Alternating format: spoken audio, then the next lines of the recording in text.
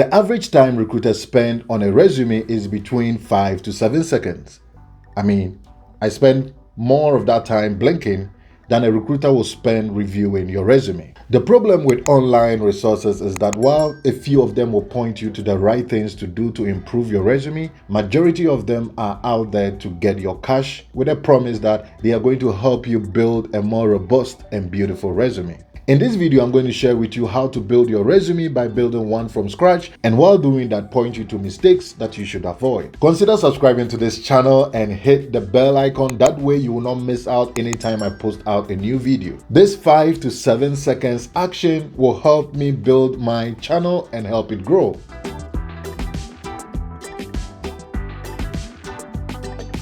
Before we begin, here are a few things that you should keep in mind while building your resume or reviewing it for future job application.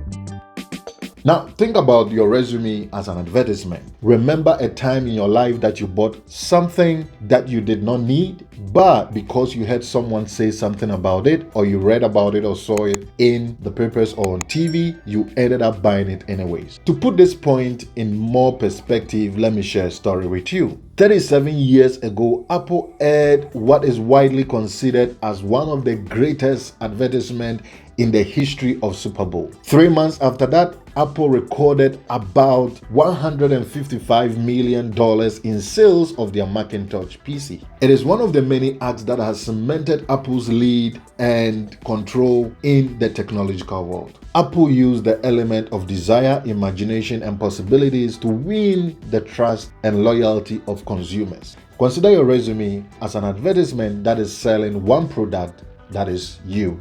Like the Apple's ad, it is one of the things that will make recruiters believe in you even before you open your mouth. Your resume is the key that will open the door for people to invite you in for an interview. You must use your resume to turn on the desire, the imagination, and the possibilities of your capabilities in the mind of your recruiters even before you are invited for an interview. I feel the heat of smartness all over me, don't you think so? The next thing to keep in mind is that before your resume gets to a human reviewer, it probably might have gone through a software, which is usually referred to as the application tracking software. Now, I know that is a huge name and sometimes very ambiguous, but simply what it means is that they are robots or softwares specifically designed to sift through resumes based on certain parameters. Statistics show that these applications or robots are able to eliminate 75% of resumes that are not considered as qualified for the job posting.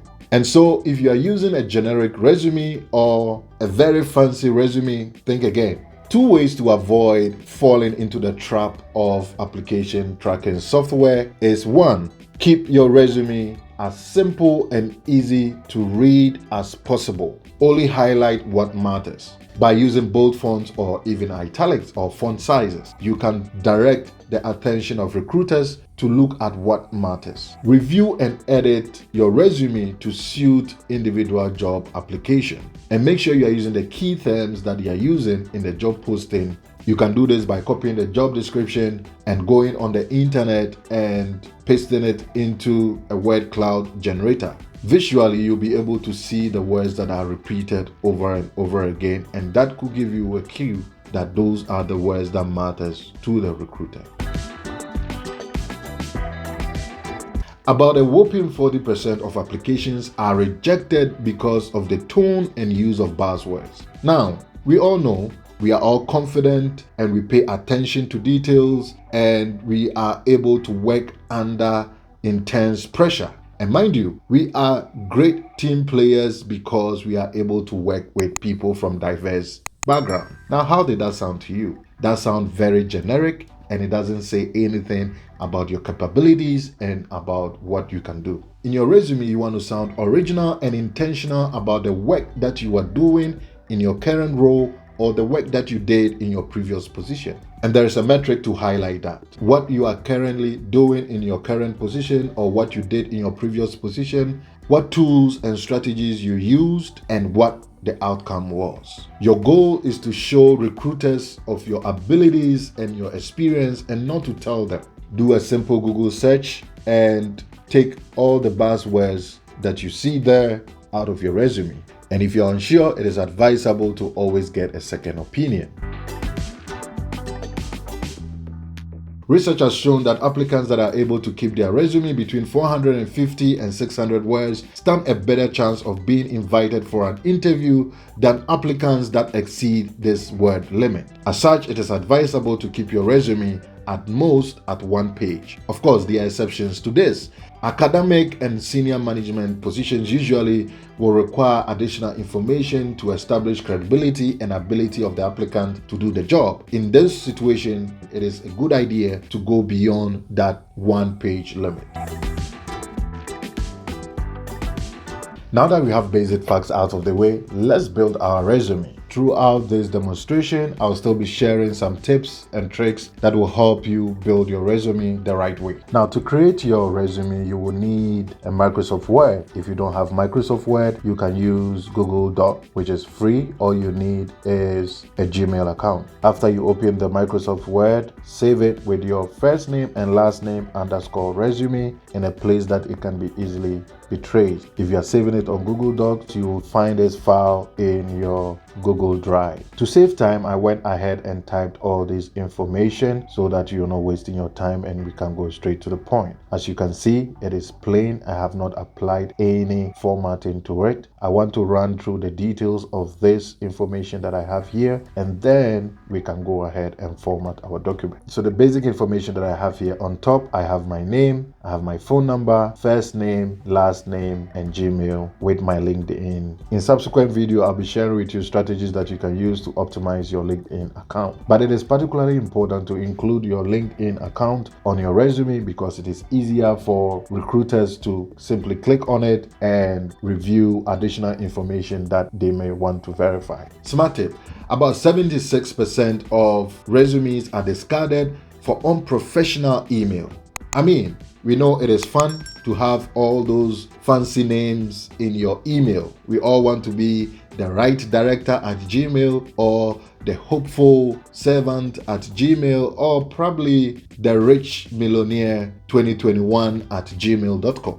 But that might likely not land you the job. If you have those kind of emails, simply create a new one. Use your last name and first name, last name, first initial, last name, however computation that fits your desire, but keep it professional. Also, 88% of resumes are discarded simply because they included photographs on their resume. I mean, you are very beautiful and handsome, but your photo does not belong on your resume. Don't do it. As well, I did not also include a physical address. It is completely a needless detail in most situations. You can only include it when the position you are applying for is location restricted. That way, you want to show recruiters that you are actually a person that lives in the state or the locale that you are applying the job. The next information here is a brief statement about myself, and this you want to go straight to the point. The maximum sentence you should include here is at most 3 sentences, and it captures what best defines me. And so here I say I am an instructional designer with more than 6 years of experience of creating online and hybrid courses in an institution of higher education. I engage and support faculty with teaching and learning resources to provide the best learning experiences to students. And so keep it succinct. The next step is to highlight your skills. So here I put my skills. These are things that you want to avoid in your resume because they say little about what skills you have and what you can do. To communicate effectively is subjective, hardworking is subjective, dedicated is subjective, being a team player is subjective. So you want to avoid all these buzzwords in your resume. And so here what captures my skill is to highlight the tools that I believe is relevant in my field, which is Articulate 360, Adobe Captivate, and Adobe Creative Suite. Smart tip to make your resume relevant for the job that you are posting. If you have a wide range of skills or tools you can use, tailor it to the job description and some of the tools that they highlight there. And since you are already skilled in that, include that as your skill. From there, I have my professional experience here. I state company, location, and date of employment. And then following that, I list 10 key functions that I performed under that role. For the purpose of demonstration, I only listed 2 positions. Then following that, I listed education. Now, when formatting your document, avoid excessive design and coloring. Most APS will eliminate your resume because of this. Keep it simple. In this demonstration, I am going to use bold, uppercase, and text alignment to direct the eyes of the recruiter to focus on what matters most. To save time, I'm going to quickly apply the formatting and show you the end product. Stay tuned.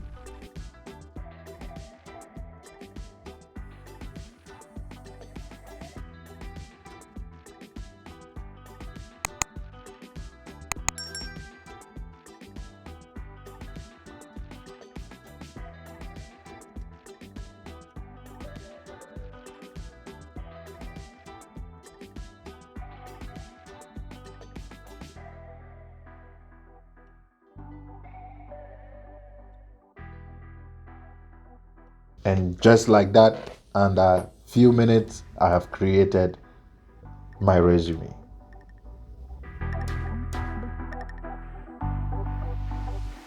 I hope you found this video very helpful. I am going to leave a link to the sample resume that I created in the description below. You can download it and use it as a guide or even change it to suit your circumstance. Also, don't forget to like this video, leave your comments below, and also share with friends and family that are looking for jobs that this video might be resourceful for them. Remember to stay healthy, stay safe, and as always, have a good one.